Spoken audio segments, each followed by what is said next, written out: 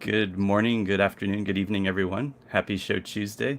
Stephen Lyman here from Fukuoka, and joining me today is Jake Tennenbaum from Honkaku Spirits.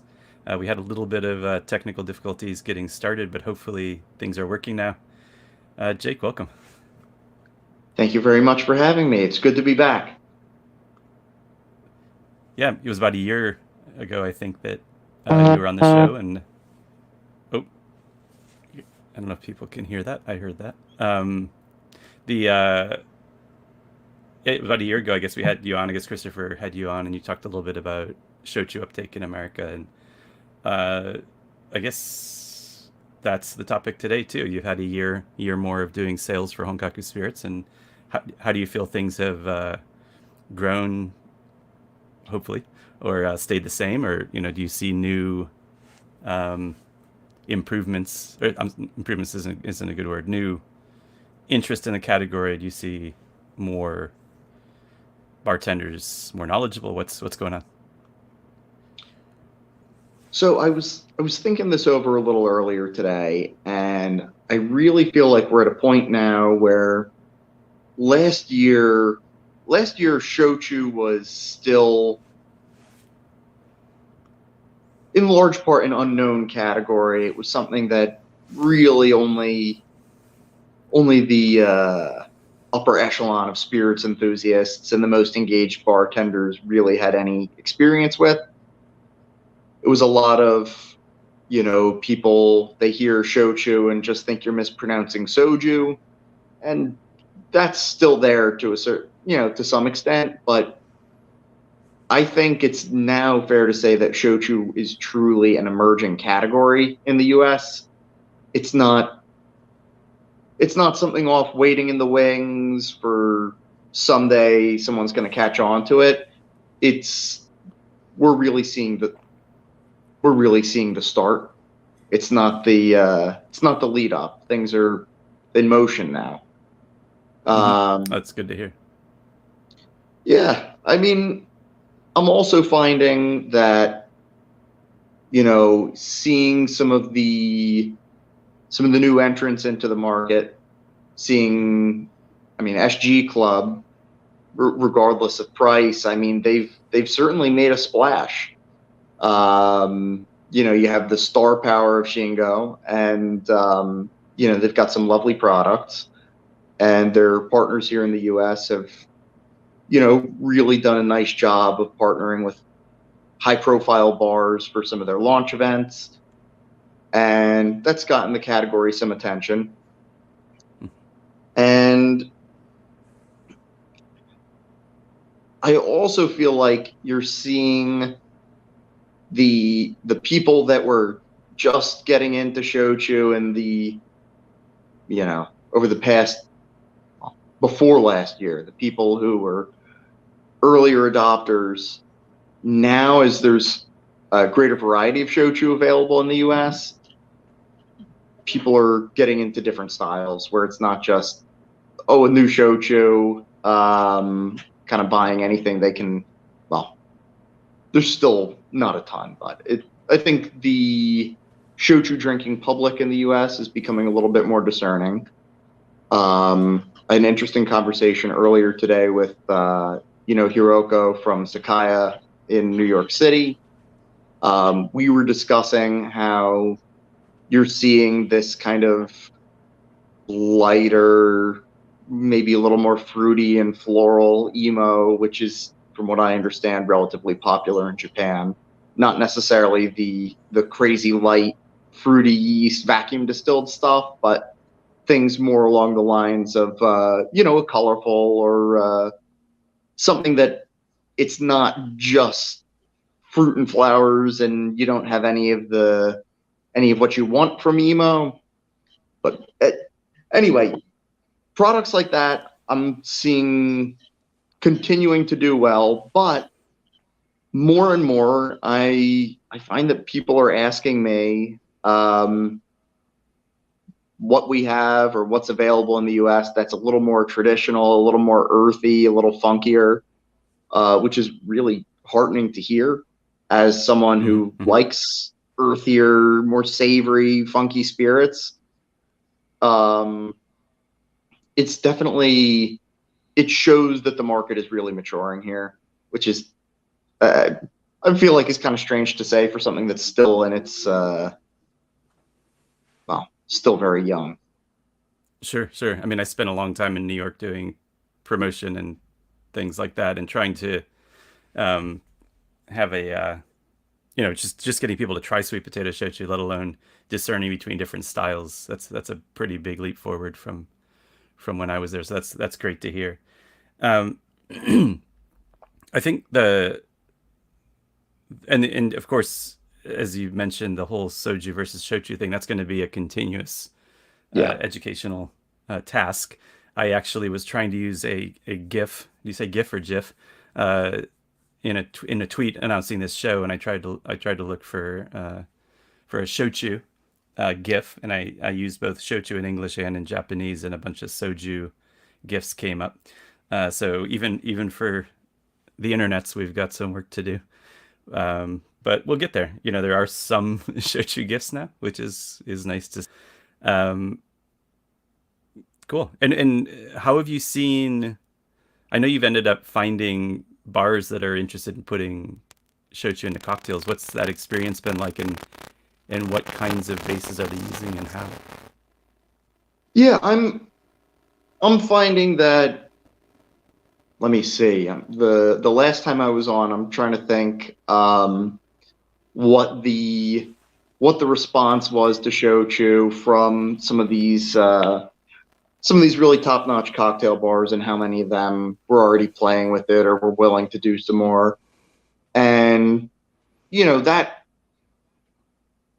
that sort of bar, maybe even before 2021, there may have been a drink here or there where there was one shochu drink on the seasonal menu. Um, but now it's not that, you know, two or three drinks is a whole hell of a lot, but it's a lot more than one, you know? Hmm. And I am seeing more bars where it's not just they're throwing Japan a bone and they're like, let's show everyone that we're hip and put a shochu drink on the menu. It's really, I think bartenders are recognizing it's not just some shiny new toy you know, to show off that they're plugged in and that they're using stuff that no one else is using.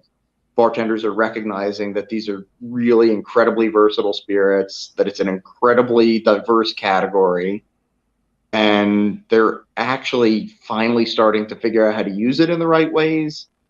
Where I think in the past, a lot of shochu drinks you saw in the US and likely abroad too, you didn't necessarily get as much of the spirit character in the drink. They'd start with a very light, delicate, typically either a vacuum distilled barley or a blend of vacuum and atmospheric distilled barley, and just cover it up, which is easy to do when you're using a more delicate base. But we're starting to see more bartenders using real full flavored old school shochu and using some of these really interesting, bright, vibrant, more modern shochu. And they're finally figuring out how to balance it well, where they're using the right ingredients in the right proportions. And something that I like, that I've seen a decent amount of, is they're doing a great job of using really rich, full flavored shochu as modifiers, where you might get quarter ounce, half an ounce, three-quarters of an ounce in a drink. And if you're not looking for it, you're not going to notice it. But if you were to take it out, the drink would be completely different. And, well, I like that kind of nuance. So that's been really nice to see that change. And as far as adoption goes, more people are ready um, than this time last year, and it seems like it's not just me and some of the other folks out there who are promoting the category. It's also bartenders talking to other bartenders just because they like the stuff and picking up tricks from each other or maybe ripping each other off a little bit. But either way, it's organic, and I'll take it. Sure. No, I think based in Japan, it's hard to see exactly what's happening in the States. But what I have realized is Japan distilled as a podcast the activities we've been doing to build a knowledge base around these drinks globally has really started to bear fruit in the sense that I'm getting regular communication with people I've never heard of from all over the world who are curious. They want to know more, and they're looking for recommendations. They're looking for where they can drink it locally. If they're visiting Japan, they want to know where the good shochu bars are now that Japan's reopened. So it's infinitely more interest than I recall pre-pandemic or over the last few years. So it's really heartening. As Christopher and I say at the top of the podcast, we've been exploring these wonderful drinks for more than a combined 3 decades, and we've also been promoting them for that long, and to finally have some traction, it feels like all of that work was not for naught, fortunately. And it's just great to hear not only that bartenders are aware, but that they're actively looking for ways to use it. And I really like your point about the full-bodied, sort of heavier shochu being used as modifiers, because I've realized as I've begun exploring, I mean, cocktails were a blind spot for me for a long time. Like when I met you, I didn't know anything about cocktails. For me, I was a dry martini guy, and that was about it. And as I've begun to make home cocktails and play around, and you've taught me a couple of things here and there, I realized it's very much like cooking. You're building a recipe, right? And you leave an ingredient out of a dish, and it's not going to taste the same. So it makes complete sense that if you leave, especially when you're talking, and just thinking about the Honkaku Spirits portfolio, the 2 really big umami bombs are Masako and Motoko. You take that umami out of a drink, if those are the modifiers, then it's going to become thin. It's going to just completely change the drink.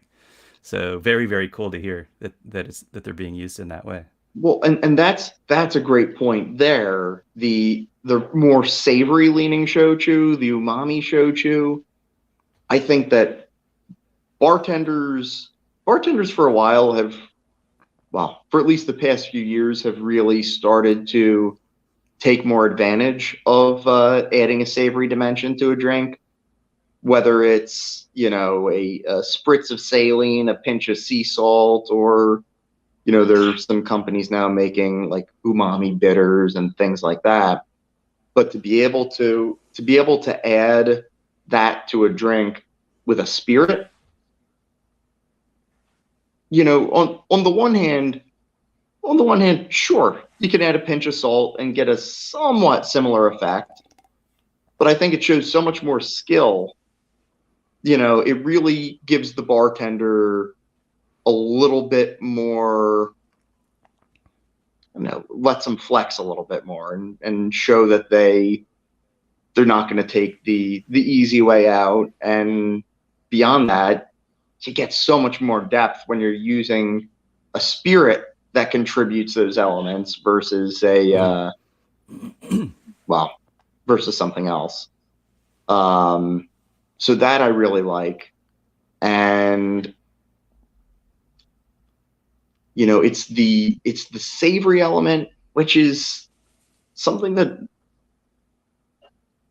I think you take a lot of these classic cocktails, and not just classic cocktails, all sorts of drinks, but these things that for the most part, for decades, bartenders were not adding anything savory to cocktails. I mean, the closest you get would be maybe a high ester Jamaican rum, where you get some of that meaty hogo element. But even then, outside of tiki, those sorts of drinks are kind of few and far between. And those sorts of rums were really used the same way as, products like Motoko and Masako are being used, where, well, I think Motoko and Masako, you can get away with using that as your base a little bit easier than maybe, and I'm sure and I'm a rum lover, but I'm sure there are some people who will disagree with me, but something like a Hampton Overproof, which is just straight meat, something like that's a little bit trickier to make work than a really lovely balanced shochu where you have the savory, but you've got more to it, and also something with, well, not just the Honkaku Spirits portfolio, but a lot of the other really lovely Honkaku Shochu available in the U.S. Such great textures, which really Mm-hmm. lend Mm-hmm. themselves well to stirred drinks. I'm seeing you said you at one point you were more of just a martini guy, and while it almost feels too easy and too derivative to just do a shochu martini, it does work so nicely because you get so much more body. It's silky, it's rich, and on the one end, you could take the more gin-like bright emo or something kind of along the lines of what I've got in my glass tonight, Shigemasu, which, well, not yet available here in the States, but a sake lees shochu, something that's super bright and aromatic and lean more towards the gin side of things, or you go super savory and kind of make yourself a dirty martini without the need for a splash of olive brine, or maybe amp it up a little if that's what you're into. That's interesting. I think I've played around a little bit with shochu martinis, but none of them have worked for me Mm. so far. And so I'm wondering, like, shigemasu is a really interesting idea. That's got all that bright ginjo aroma from the sake leaves. And if you're using that as the gin replacement, what would your ratio be if you're using like a Noilly So Prat dry I vermouth? personally, I'm not a dry martini guy. I like a really old school wetter martini.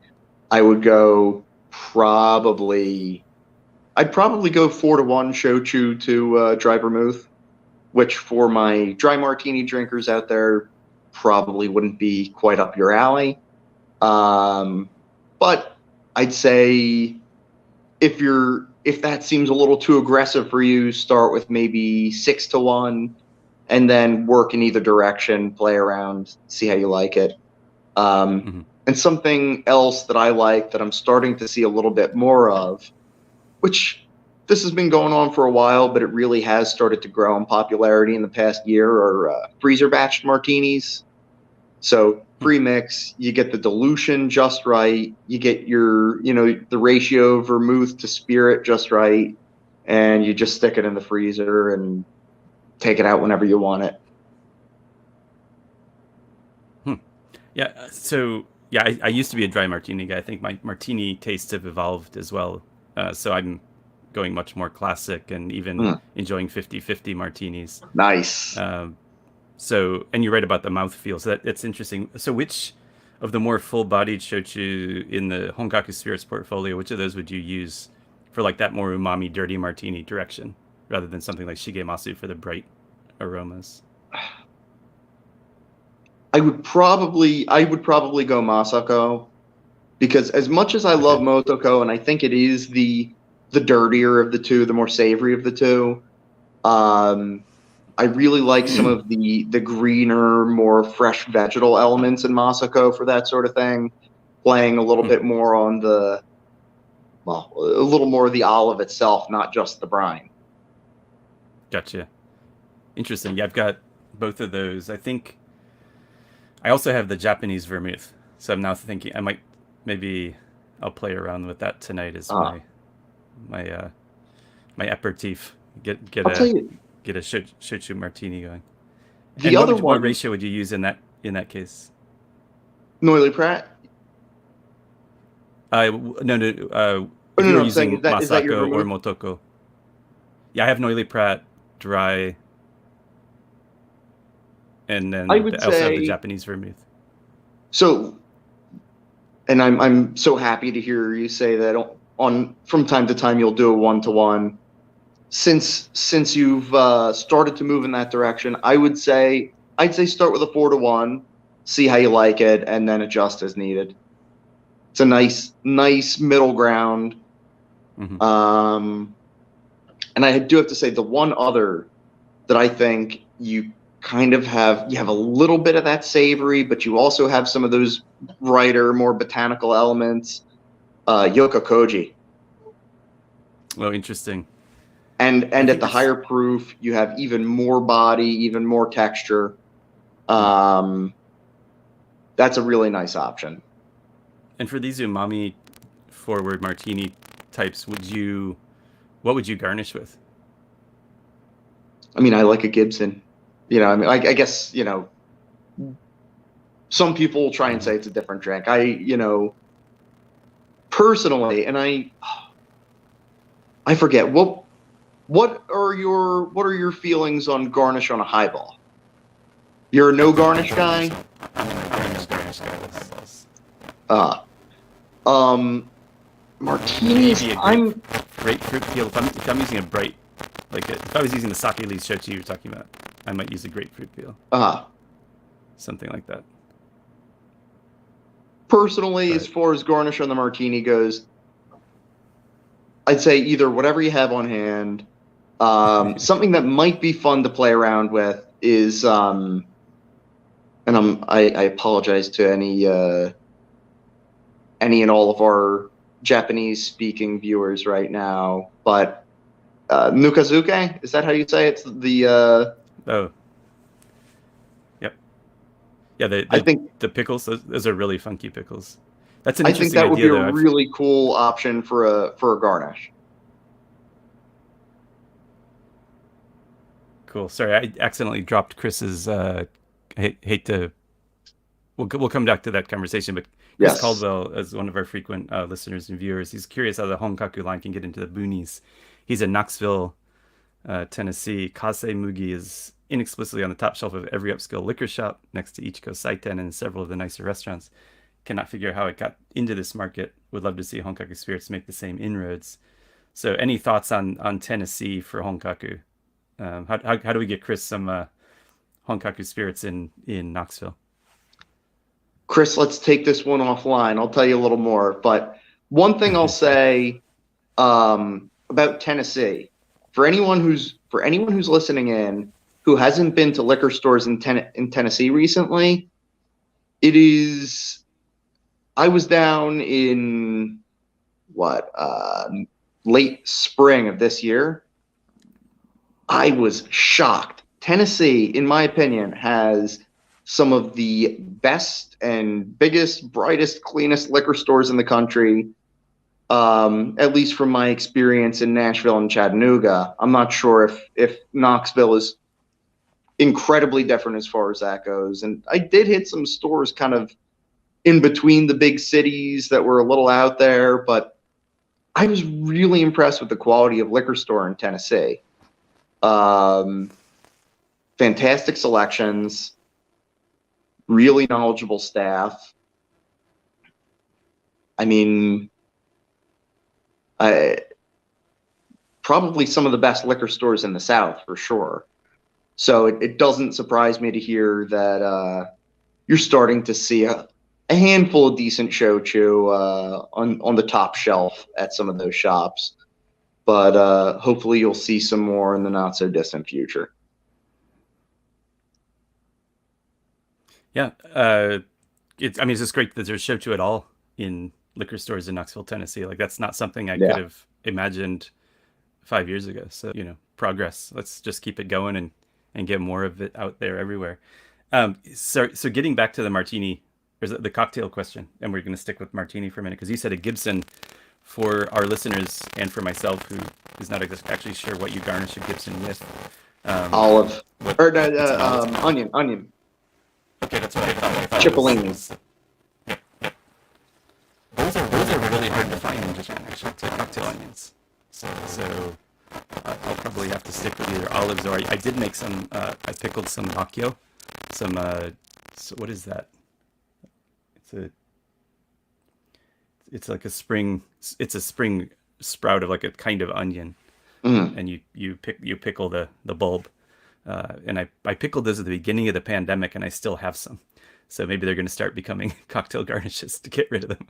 What sort what They're sort pretty of tasty at this point, but what sort of pickling method did you use on that? Was it a vinegar base or a yeah, fermented pickle? I did a vinegar base just because it's my Mm. first time pickling with them. I actually did two. I did two picklings. The first one got eaten very quickly. That was the actual let the bacteria do the work, and then Mhm. the vinegar based one is what's stuck around. But they're pretty good. They've come around. So yeah, I'll give it a try. I'll report back. Maybe put a picture on Twitter or Instagram or something. One thing Cool. on the martinis Yeah, go ahead. before I forget, and this is I hesitate to call it a martini because it really is a totally different drink. But the espresso martini has really has really gone through a bit of a renaissance. It's totally blown up summer of 2022. And I've seen a number of bars using Mugi Hoka in their espresso martinis. So I suspect most of our viewers are familiar with Mugi Hoka, but it's a really great mugi, barley shochu made with some heavily roasted barley. Um, it is just a coffee and chocolate bomb, super roasty. Um, I've I've been really happy with some of the Mugi Hoka espresso martinis I've had, both ones that use Mugi Hoka as the base spirit and others that use it as the modifier. But one thing that I'll say is, as fun as those are, I what really gets me excited is when someone kind of takes it beyond just, well, not even a riff on an espresso martini, where they're really changing things up, where it's just adding a little bit of this instead of that, but where they start to really play with the drink and make it into something new. Um, One that I tasted, which I'm not sure what they ended up doing in the end, but I tasted it midway through the R&D process at Chaplin in DC. They played around with using a splash of um, triple sec, which I thought was a really cool way of adding sweetness to the drink without, because they didn't use any Kahlua. So there was no coffee liqueur in the drink, or at least in this iteration. It was, a shot of espresso, a little bit of triple sec, Mugi Hoka, and actually some Yoka Koji too. But I think having that citrus component was really cool. And well, we all know and love the Coda Mugi Hoka, cold brew, or leftover coffee of your choice, soda water, and a twist. And I think that bit of citrus contrasts forget about the coffee, but the roasted notes in the Mugi Mhm. Hoka so nicely. Yep. And I believe Death and Company just put a new Mugi Hoka drink on their menu, which I'll get to check out next week.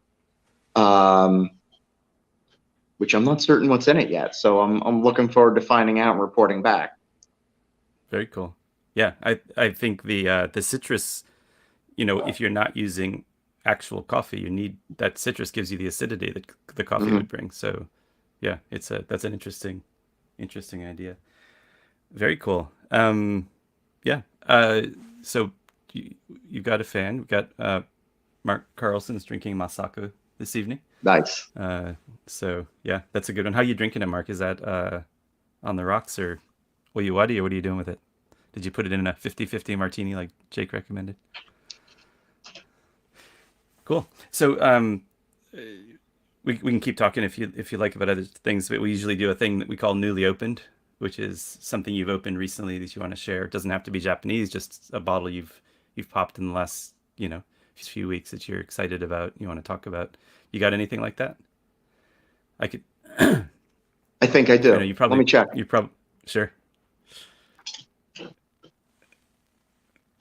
Cool. Oh, Mark's drinking it on the rocks. Nice choice. That's a good way to drink Masako for sure. I like that one. But Jake's got quite a setup back there, doesn't it? I haven't seen this before. Couple of my aprons and it's got a lucky cat. Very interesting. I don't know what all that is. Um, it's always funny to see into somebody's private life, isn't it? Um, What's everybody else sipping on there tonight? Anything fun? I'm drinking coffee, of course. I also just finished a run. That's why I'm got a towel around my neck and cooling off. So we had talked a lot about running, just as an aside, before early in the year. I had made a New Year's resolution that I had to run 5 kilometers to drink a beer, and I set an annual goal of 750 kilometers, which was pretty ambitious because I'd never run more than about 400 in a year. And I surpassed 77 kilometers today, so I have 7.5 weeks left in the year. So it's been my runniest year of the year, runniest year of my life. And I look forward to not doing that next year. How are your knees treating you after all that? You know what? They're better. I definitely have strengthened my quads and the surrounding muscles, and I can tolerate a little bit more. What Jake's referring to is I have old soccer injuries that make my knees ache if I sit for a long time in like on an airplane or that sort of thing. It's a little creaky when I get up, but I think the running has helped a lot, actually. I did That's 12 and a half great. kilometers this morning because I wanted to hit that goal. I figure it's a good thing to say. I hit my 750 kilometers on election day, even though it's the day after election day here in Japan. At least in the States, it's still election day, so Counts for kind of memorable. something. Yeah, exactly. And if I didn't want to drink any more beer, if I only needed 5 more beers for the rest of the year, then I could stop running now. But if I want to drink more beer going forward, I'm gonna have to keep running. But I've already hit my goal. So the beer and the health impact of beer actually reminds me of something that I've really been enjoying recently. There's a product which I've started seeing in the grocery store here from Lagunitas. It's a hopped water. It's not like a hard water. It's not like a seltzer or something like that. It's like a seltzer, but non-alcoholic, flavored with hops. It's really lovely, and it honestly more or less scratches the itch when you feel like reaching for a beer, but you don't want to actually drink a beer. Huh. Interesting. Yeah. I've Taiko Ichioka from Mizu Shochu. Her beer replacement has been just club soda, just sparkling water. Mm. And I've tried that, and it doesn't quite work for me. But in Japan, we have a wide variety of non-alcoholic beers. Mm. And so the one from Kirin actually tastes or smells a little bit of chestnuts. So it doesn't taste like a beer, but it's a nice replacement. And then one of the big breweries released what's called Beery, Beery, meaning beer-like. So it's actually 0.5% alcohol and very low calorie. And I would not count that against my beer bank if I were to have one of those. So I may start drinking beer. But unfortunately, it's only in convenience stores. Our grocery store doesn't carry it yet. The local grocery store. I'm not sure why it's not gone into grocery stores, but What's the does hoppy have a similar alcohol content? Is that also around 0.5%? Yeah, hoppy I think is 0.8 or so. It's less than 1%. For those unfamiliar, and actually we should probably do a podcast episode on it. Hoppy is a non-alcoholic or very, very low alcohol beer substitute that back post-war, when beer was very expensive in Japan, people would there was actually a confectionery company in Tokyo that came up with this concept. They would make a beer-like beverage that people could put shochu into, and it would cost a fraction of what a malt beer would have cost you post-war. And even today, you go into old school izakayas in Tokyo, and people will order their hoppy as their beer. And I almost never see it down here in Kyushu, but I actually love hoppy black. They do a roasted version, hoppy black, with Hokuto sugar shochu. That sounds nice. It's really nice. And then if I'm doing the standard hoppy, I usually will use a vacuum distilled barley or rice. or maybe a atmospheric distilled barley or rice to give it a little bit more body. Your people typically drink hoppy with korui shochu, so the multiply distilled low proof vodka, Yeah. basically. But I, of course, as the shochu danji, the stubborn shochu guy, I always try to drink my hoppy with honkaku shochu. And then the staff are always like, "Huh? What? What do you mean?" They're like, "We might have to charge you extra, but we've never done this before." It's Uh-huh. like, "Don't worry about it. I'll pay whatever it takes because it's delicious." You know, Uh, it's so interesting to me that Japan, for the most part, really hasn't developed too much of a culture for mixing Honkaku shochu beyond your traditional serves. mhm. Because I mean, one of my first days I was in Kyoto, I've told you about this bar. It's a place called Liquor Museum with all these really interesting old bottlings. A guy next to me got a highball made with a bottle of Blanton's from 1994. Which, Of course. look, a bottle of Blanton's from 1994 in Japan, if you know where to look for it, you can get it for, you know, 5,000 yen, maybe 5,400 yen.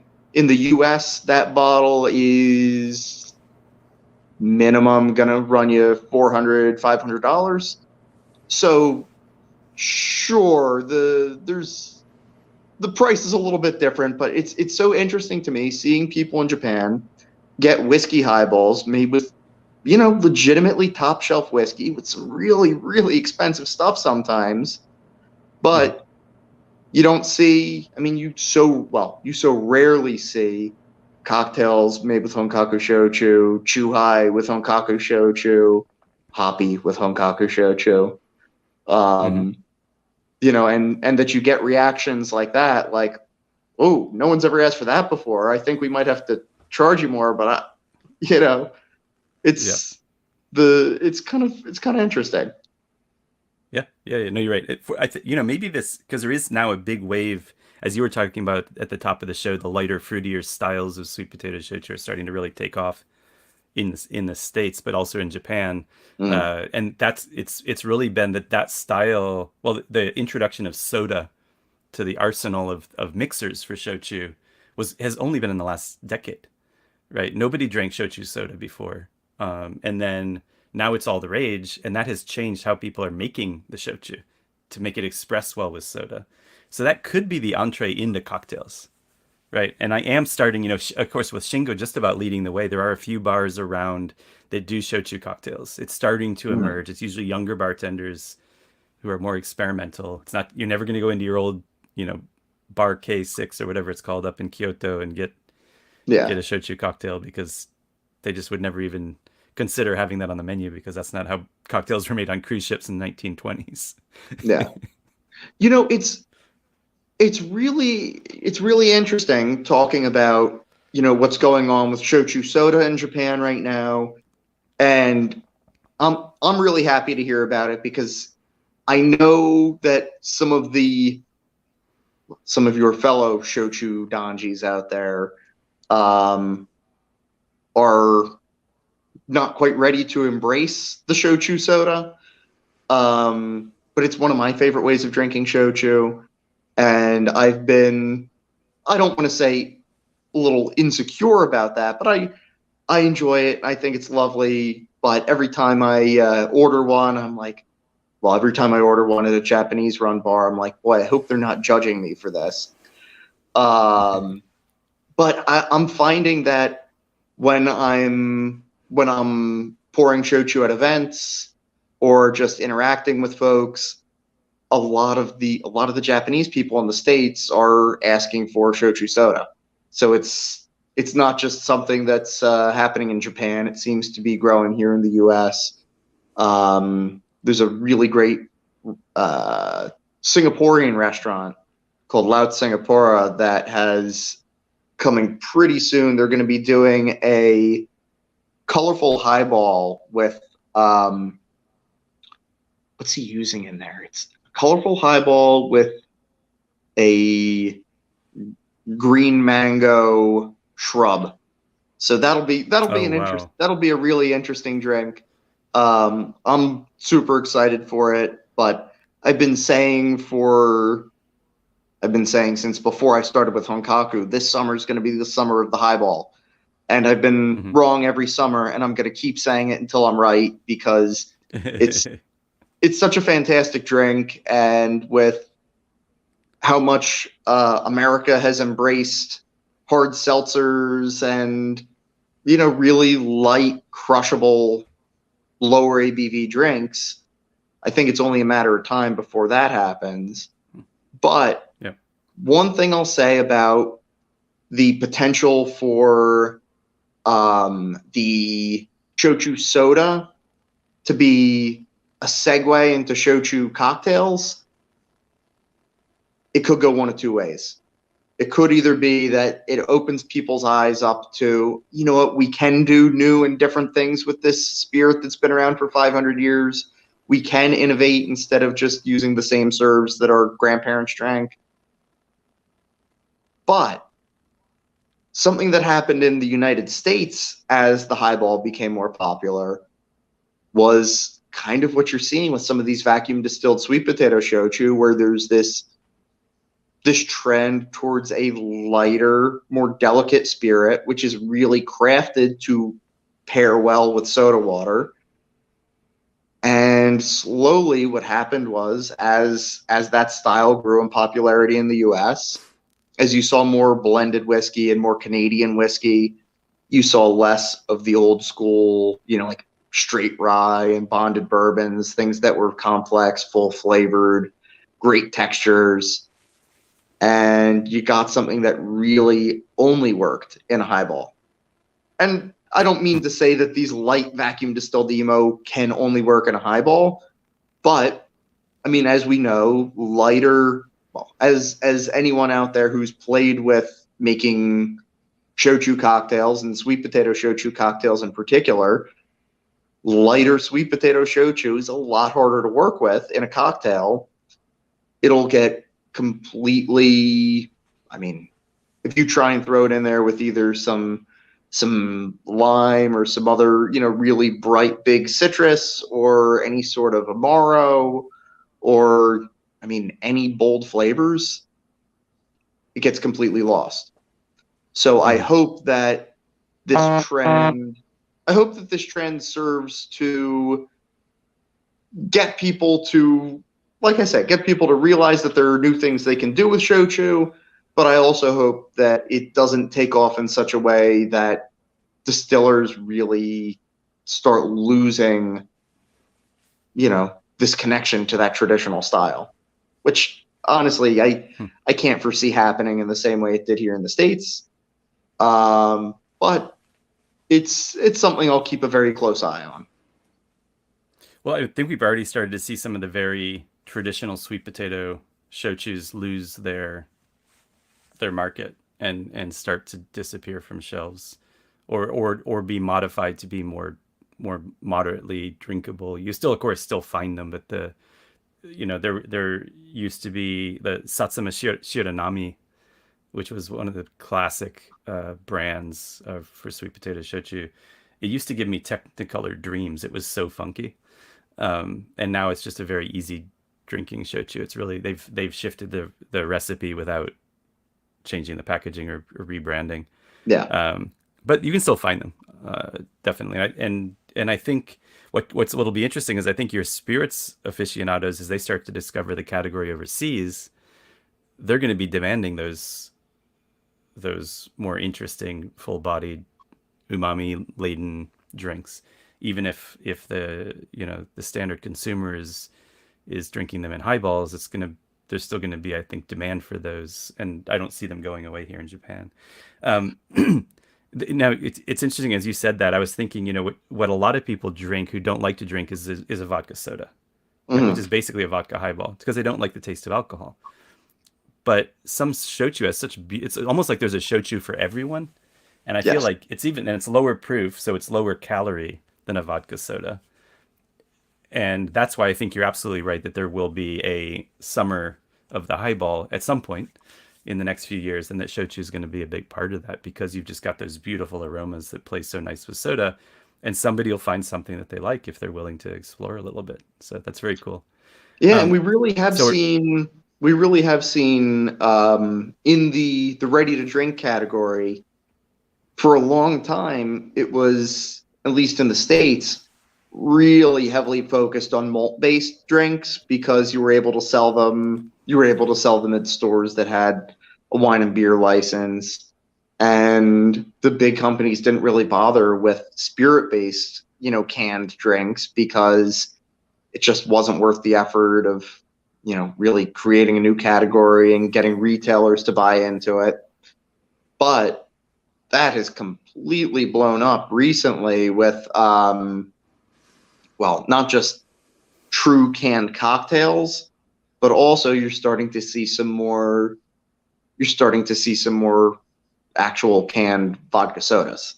It's not hmm, just your White Claws and the like. Now there are things like High Noon, and there there are a number of companies out there which got their start in malt based drinks and have made the transition to spirit. So people are ready for it. They're willing to spend an extra couple bucks to get the spirit based drink, hmm. because they tend to be a little cleaner. They tend to be a little lighter, and I'm hoping that as that category really grows, and I think summer of 2023 is really where that's going to completely take off. I'm not saying summer 2023 is for sure going to be the summer of the highball, but it's definitely going to be a step in the right direction. Nice, nice. Cool. Well, we're up on over 45 minutes at this point, so let's shift to our newly opened, so we don't go super, super long on this. What do you got, Jake? What's your what you opened recently that you're excited about? Pernod Pastis, Pernod Pastis. circa, I honestly am not even sure. Um, Yeah, my that looks best old. guess, my best guess is 1930s. Wow. Um, and you know what? So It tastes just like a brand new bottle of Pernod. that's pretty impressive. For those of Yeah, you who don't know Jake very well, he is an absolute fiend when it comes to vintage spirits. He gave me, what was it, a 1930s overproof rum Lemon Heart. as a Yep. sample, and that was gorgeous. It was a really, really beautiful uh, little sample, and I really, really appreciate it.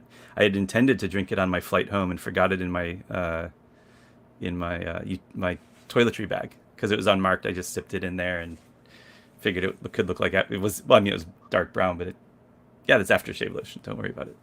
But I ended up bringing it back and enjoying it at home. Actually, no, I didn't enjoy it at home. I took it out and shared it with the owner of my favorite Yatai bar Ebi-chan, and Ah, uh, and it was with George from Rule of Thirds. The three of us uh, each got a little taste of that, and he was pretty excited to be able to try something so old.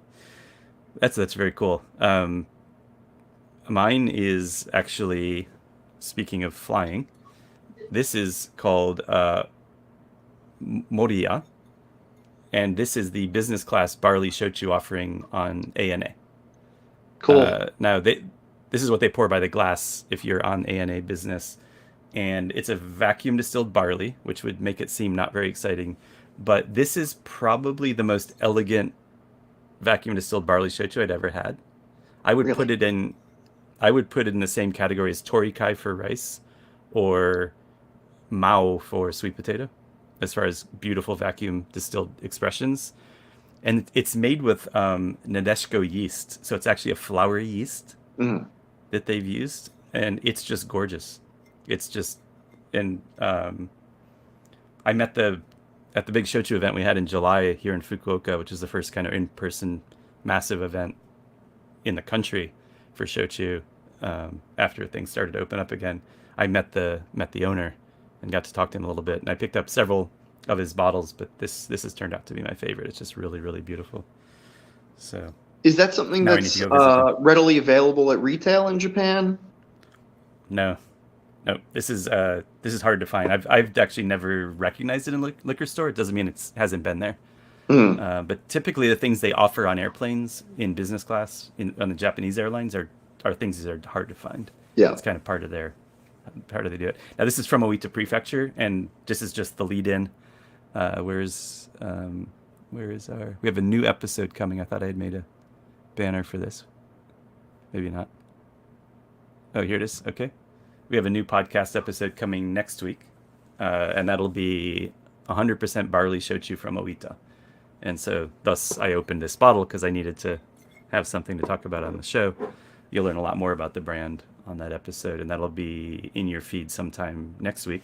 And also another shout out to Oita, if I may brag a little bit. Oita High School Football Club just won the prefectural championship and is going to the nationals. I've been a fan of theirs for a while, and it's their 12th prefectural title in school's history, and their first in 3 years. So yeah, is high school level soccer a big draw in Kyushu? It's not well in Japan. It's not as big a draw as high school baseball. With the summer tournament is insane for baseball, but soccer, like this was the match was televised here in Fukuoka. So in the national tournament gets a lot of attention. High school sports are taken pretty seriously. The other sort of fun thing, which I think you and I talked about a tiny bit, and I actually got to go see them practice this morning, is the sumo, the Kyushu Basho, the sumo tournament. Is starting next week, and actually probably this weekend in Fukuoka, and one of the teams, one of the clans, is training at our local shrine. So I was able to go over and watch a little bit of their practice this morning. Excuse me, which is pretty cool. So now I've got a favorite. They're also, it turns out that sumo clan is from Oita, so a lot of Oita connections between the upcoming podcast, the football win, and now the sumo team. But anyway, yeah, really great having you on the show, Jake. Always a pleasure talking with you and hearing you share your insights. You always teach me something new about either very, very old alcohols or philosophies around cocktail making and all that sort of thing. So I'm sure we'll have you on again before too long. And to all of you out there, we wish you a very hearty and heartfelt kanpai.